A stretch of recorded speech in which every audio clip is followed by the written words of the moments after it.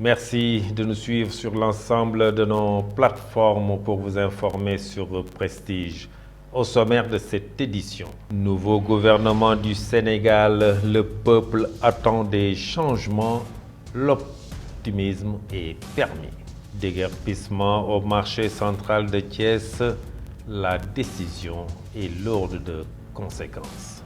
Et puis, amélioration des conditions de travail des sélectionneurs des équipes nationales, le président de la Fédération sénégalaise de football va sanctionner positivement les techniciens locaux. La page de l'actualité nationale avant celle de l'actualité internationale et la page des sports viendra boucler ce journal dans un court instant. Le développement.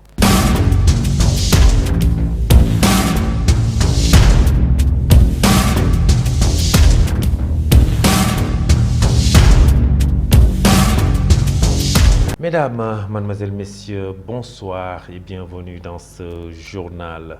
Après la mise en place du nouveau gouvernement, l'espoir est permis au Sénégal. Les populations attendent beaucoup de ce nouveau gouvernement. À Thiès, ces attentes sont exprimées par la population. Suivons ce micro-trottoir concocté par Isaac Dapa Doudou Dieye. Président Diomaye ak Ousmane Sonko képp koo xam ne fi mu nekk Sénégal la ñoom ñooy sa kilifa mais comme que yàlla jiital na leen ñoom ñoo fii. Le président Diomaye et Ousmane Sonko sont nos dirigeants, mais ils ont fait des promesses à la jeunesse en diminuant le coût excessif de la vie et c'est devenu un slogan dans l'esprit de la jeunesse. Même avec ces élections qu'on vient de dépasser, c'est pas vraiment des élections, mais c'est comme un référendum car beaucoup de gens ont voté sans même connaître le président Diomaye. C'était juste pour faire partir le régime qui était là. Pour ce régime actuel, les Sénégalais sont en attente par rapport aux promesses qu'ils ont fait. Donc, ils doivent amener des résultats positifs. Et on va les juger selon ces résultats. Et s'ils feront le contraire, on ne va pas prendre de balai comme le fait Diomaye, mais pire que ça, on va prendre des râteaux pour les faire sortir du pays. Diomaye bale la yore di bale ne dafi bale yi fi nekk ñoom nag bu dee li ñoom li ñu waxoon defuñu ko ñoom dañ leen di ratu ñoom ñëpp ñu génn Sénégal man maa génn eslo dañ leen di ratu kenn du fi toog. Restons sur ces attentes envers le nouveau gouvernement où les chefs de famille ne souhaitent que de voir un mieux-être au niveau de la population. Ainsi, ils lancent un appel au nouveau régime de tenir en compte les difficultés rencontrées au quotidien par bon nombre de Sénégalais. Fatou Fall, une ménagère rencontrée au marché central de Thiès, livre ici ses impressions. Ses propos sont toujours recueillis par Mame Biram Cissé Gaye et Ousmane Diallo. nguur gi de moom wax dëgg yàlla ñu ngi ciy kontaan de moom ñun daal ñun bu ñu sañoon moom ñu wàññi dund bi waaw. Pour ce nouveau gouvernement, on ne fait que saluer leur présence. Tout ce qu'on demande et qu'ils diminuent le plus rapidement possible le coût excessif de la vie. Ça permettra aux Sénégalais de pouvoir survivre. Ça va aider les chefs de famille. Ils doivent aussi respecter les promesses qu'ils ont tenues à l'égard des Sénégalais et donner aux jeunes un travail. Aider aussi les commerçants. Le slogan Djub Djubal Djubanti, on doit le respecter. Nous, les mères de famille, on est fatigués. Le gouvernement doit aider nos enfants pour qu'ils aient un travail. Ainsi, ils ne vont plus s'exposer à l'immigration clandestine. nañ jàppale suñu xale yi bu baax wutal leen liggéey ñu liggéey bu baax waaw ndax ñu bañ a demati ci gaal yi. Et puis je vous le disais tout de suite dans le sommaire, la mairie de la commune de Thiès-Ouest envisage une journée de déguerpissement ce jeudi au marché central. L'objectif visé est de libérer la voie publique occupée anarchiquement par les vendeurs. Cette décision semble semer un tout petit peu la crainte chez certains vendeurs du marché central. C'est le cas de Idi Fall qui donne son avis sur cette décision. Le voici au micro de Cherfal. ñun nag ñun suñu problème mooy maanaam si marché bi dañoo amul marché bu xam ne mën nañ cee ne magum jëmbalu ni ngi yore si ni njaboot war a xëy di leen jox dépasse ni ngi nii wax sax le 18 ñun ñëpp dañ fiy jug. Nous, notre problème est que nous n'avons pas de marché. On doit même déguerpir avant le 18 et c'est vraiment inquiétant. On doit nous trouver un marché pour qu'on puisse continuer notre activité. On est des chefs de famille. Il faut aussi secourir nos enfants pour qu'ils puissent prendre la relève. Moi, j'étais au marché Moussanté. On nous a cherché de là-bas et je suis venue ici pour continuer ma commerce. On a de l'espoir avec ce nouveau gouvernement. On demande juste au bon Dieu de les accompagner dans leur projet.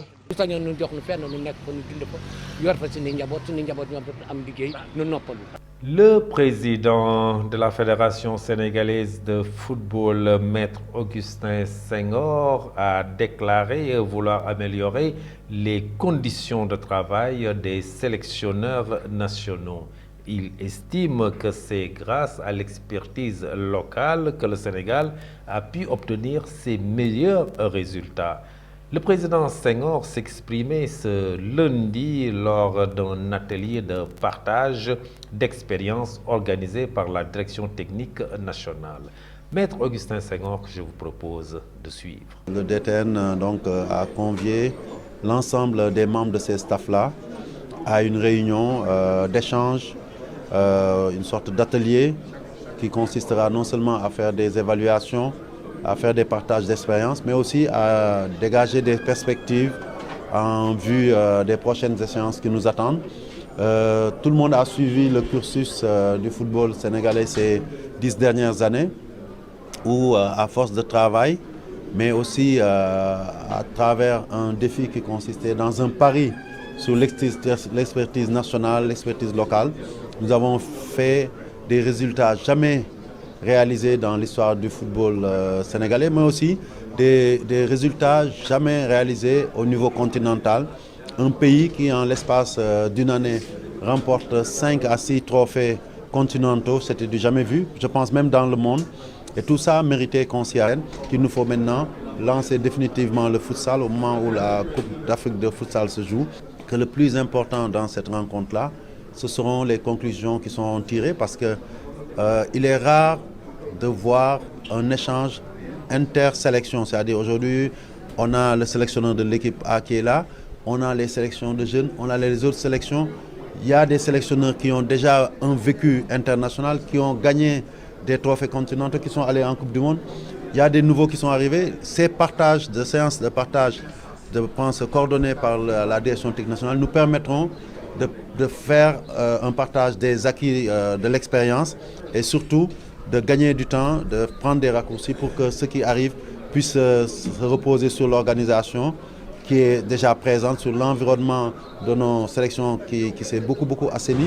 Et c'est pour ça d'ailleurs qu'on voit qu'il y a même les intendants, les médicaux, tout le monde est là pour apporter sa touche, parce que la performance de haut niveau, c'est la conjonction de beaucoup de travail, la coordination de beaucoup de compétences pour arriver à ces résultats. Nous avons aujourd'hui montré à l'Afrique entière, qui d'ailleurs commence à prendre exemple sur le Sénégal en recrutant des entraîneurs du Sérail, des entraîneurs locaux, et au monde que nous avons l'expertise technique nécessaire. Dans cette rencontre initiée par la direction technique nationale et qui a vu la participation des acteurs du football sénégalais, des perspectives ont été dégagées pour mieux accompagner le monde sportif en général et footballistique en particulier. Selon Mayacine Mar, le directeur technique national, l'objectif visé est la consolidation des acquis sports sénégalais. Suivant sa réaction, c'est le directeur technique national. L'objectif, c'est surtout d'abord donner l'occasion au président de rencontrer tous les entraîneurs après ces 2 années passées. Effectivement, avec tous ces trophées qu'on a gagnés, c'était une occasion de faire pour le président de les remercier et de les féliciter, mais également aussi permettre à l'ensemble des staffs également aussi de créer une osmose entre eux, de se connaître, c'est important. Et troisièmement également aussi, le but, c'est en fait essayer d'améliorer ce que nous avons pu faire depuis longtemps. Rester sur les bons acquis, mais également aussi essayer de voir effectivement qu'est-ce qu'on peut améliorer pour mieux faire. Et là, nous allons les écouter, nous allons discuter avec eux et essayer de voir effectivement ce qu'on peut améliorer pour nous permettre effectivement d'avoir les meilleurs résultats encore. Et je pense que c'est ça l'objectif de la réunion. Et cette réunion, donc, vous avez eu la présence donc, de coach à l'UCC, vous avez la présence également aussi de l'intendant, vous avez la présence également du directeur des centres. Ce sont des personnes qui, effectivement, sont importantes pour nous parce que l'intendance est importante. C'est une partie extrêmement importante dans la gestion des équipes nationales. Parce que c'est lui qui gère les équipements, c'est lui qui gère effectivement le matériel didactique et c'est important qu'une discussion puisse avoir entre lui et les entraîneurs sur la mise à disposition de ces équipements-là. Pour également le directeur du centre, nous nous regroupons à Guéréo et à Toubab Dialaw. C'est un bien commun et il fait tout pour qu'en sorte que les gens puissent avoir toutes les conditions. C'est important que ceux qui viennent également aussi puissent prendre des dispositions pour mettre effectivement ces centres-là dans d'excellentes conditions. Et Aliou, il discutera, échangera effectivement avec les entraîneurs sur ce que nous avons mis en place, c'est-à-dire sur notre manière de jouer et qui est prônée par l'équipe A, naturellement. Et qui effectivement, quand vous avez regardé nos équipes de jeunes également aussi, sont un peu dans le sillage de l'équipe A. Il faut falloir effectivement évaluer, n'est-ce pas, voir effectivement ce qui a été bien fait, ce qui n'a pas été bien fait. Et ensemble, effectivement, nous avons une manière de jouer, je ne veux pas dire une philosophie, mais au moins une conception de jeu, n'est-ce pas, assez normale et standard de toutes nos équipes, en laissant bien sûr aux entraîneurs le soin également aussi de pouvoir effectivement être libre un peu dans le choix.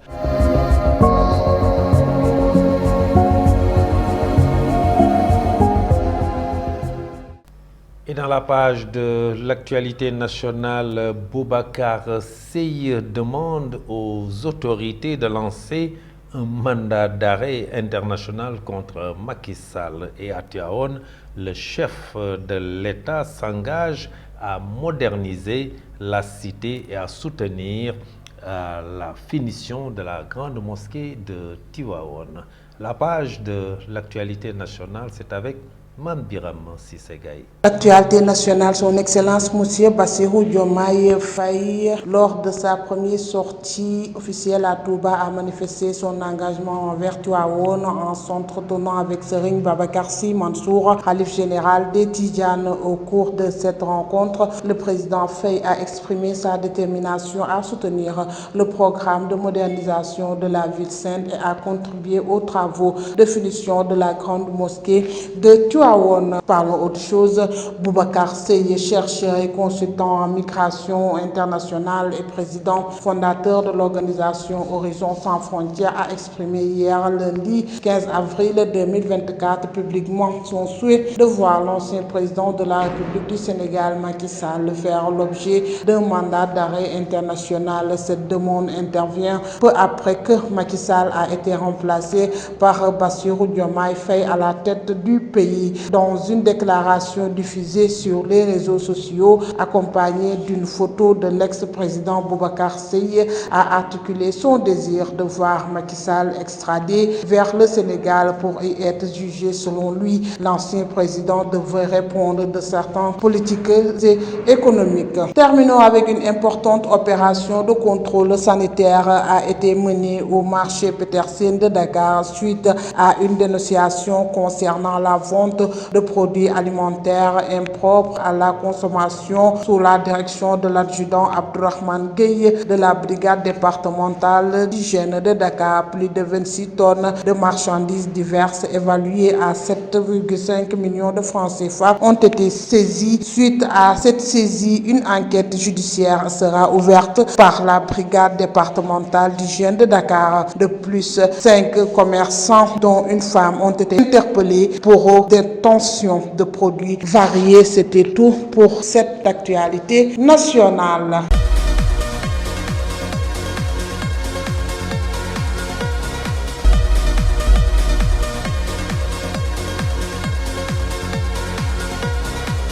Et sur l'international, Israël promet une riposte à l'Iran. Les appels au calme se multiplient. C'est un rapide survol signé Mamadou Saturne Ndione. L'actualité internationale sur Prestige TV que nous démarrons au Moyen-Orient où le ministre des Affaires étrangères israélien a déclaré ce mardi lancer une offensive diplomatique contre l'Iran après l'attaque sans précédent de la République islamique et avant une riposte d'Israël à laquelle de nombreuses chancelleries étrangères sont opposées. Le président iranien Ibrahim Raïsi a prévenu que la moindre action d'Israël contre les intérêts de l'Iran provoquerait une réponse sévère de son pays, selon un communiqué publié mardi par la présidence. Au Soudan, un an après le déclenchement de la guerre, le pays est détruit.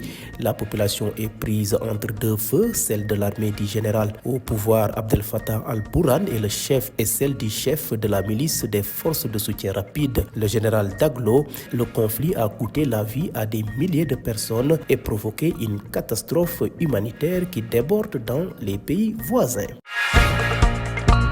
Bouclons ce rapide survol de l'actualité internationale en Asie-Pacifique où le chancelier allemand Olaf Scholz a rencontré Xi Jinping aujourd'hui mardi 16 avril à Pékin, reçu par son homologue chinois au Grand Palais du Peuple au terme de son voyage de 3 jours en Chine. Le chancelier allemand a exprimé son intention de discuter à cette occasion d'une paix juste en Ukraine.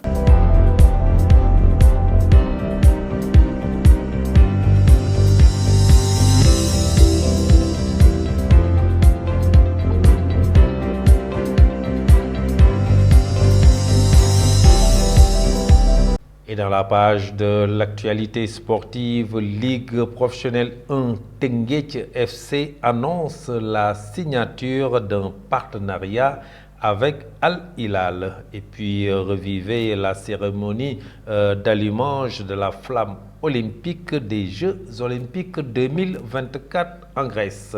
La page de l'actualité sportive, c'est avec Ibrahim Assar. L'actualité sportive a pris 2 éditions gâchées par les restrictions liées à la pandémie de Covid-19 en 2020 et 2021 pour les Jeux olympiques d'été de Tokyo, puis les Jeux olympiques d'hiver de Pékin. La cérémonie traditionnelle de l'allumage de la flamme dans le berceau de l'olympisme a retrouvé toutes ses couleurs pour Paris 2024. Dans le sanctuaire d'Olympie en Grèce, devant les ruines vieilles de 2600 ans du temps d'Héra, la grande prêtresse vêtue d'un costume inspiré de l'Antiquité a procédé mardi 6 avril à l'allumage de la flamme devant quelques 600 invités, dont le président du comité international olympique Thomas Bach. Par leur chose, tous les signaux sont ouverts pour le club rufisquois de Teungueth FC, premier du championnat. À 6 journées de la fin, le club dirigé par le président Babacar Ndiaye a noué un partenariat avec Al Hilal